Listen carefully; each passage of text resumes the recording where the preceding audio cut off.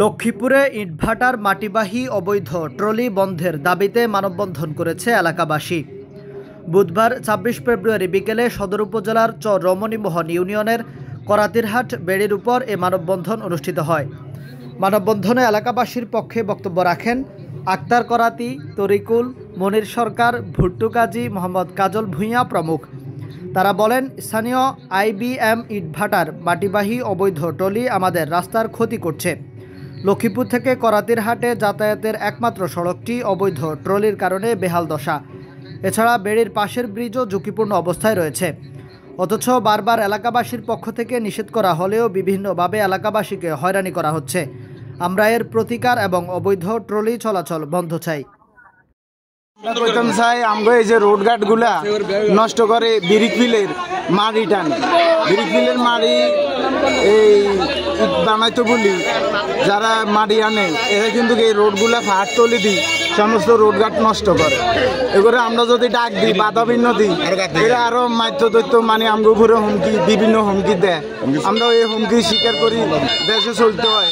কিন্তু আমরা যে জনগণ সাধারণ জনগণ যে যায় ভাবে আমরা ভোগ করতে আসি, আমরা চলাচল করতে কষ্ট হয় আমাদের, কিন্তু এরা আমরা বাধা দিতে পারি না। নিরীহ মানুষ বাধা দিতে গেলে আমাদের বিভিন্ন হুমকি দেয়।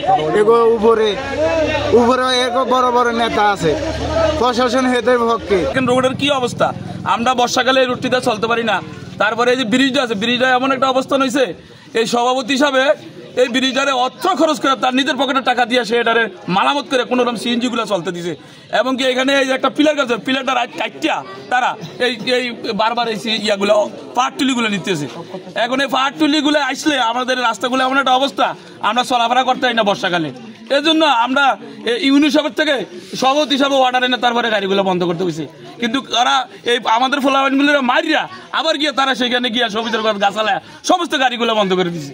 আমাদের এলাকায় এইখানে যে রোডগুলা এই ব্রিজটা বারবার ভেঙে পড়ে গেছে। একবার এই ব্রিজটা ভেঙে পড়ে গেছে, আমাদের চলাচল বন্ধ হয়ে গেছে।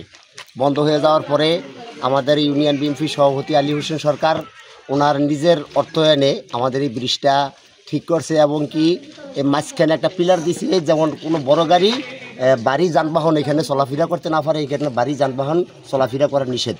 তারা এই বাড়ি যানবাহন এই যে পাটুলি দিয়ে এই যে ইয়াটা দিছে, এই পিলারটা দিছে, পিলারটা ভেঙে ফেলছে। তো আমরা নিজের চোখে দেখতেছেন। তা আমাদের রোড ঘাট ভেঙে যাইতেছে। এই পাহাড়টুলিয়ে মনে করেন আমরা খুব নির্যাতিত হইতেছি। আমাদের রোড একবার বাংলা আর হয় না। আমরা এই এলাকায় কাদিরার গোজা থেকে লক্ষ্মীপুর পর্যন্ত করাতিরহাট পর্যন্ত এই এলাকায় আমাদের এই রোডটা ছাড়ার কোনো বিকল্প কোনো রোড নাই। ঠিক আছে, এই রোডটা দিয়ে আমরা চলাফেরা করি, তারা এই রোডটা পাহাড়টুলি দিয়ে আমাদের ভেঙে লায়। এই কারণে আমরা এই এলাকার জনগণ আজকে এই পাহাড়টুলি এই চলাচল নিষিদ্ধ এবং বন্ধর কারণে আমরা এই আজকে এই বন্ধর দাবিতে আজকের এই মানববন্ধন।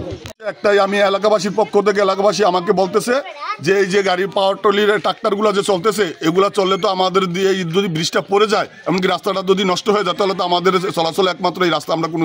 তাই আমি এলাকাবাসীর পক্ষ থেকে আজকের এই মানববন্ধনে সে জনগণকে সাথী নিয়ে এখানে উপস্থিত হয়েছি।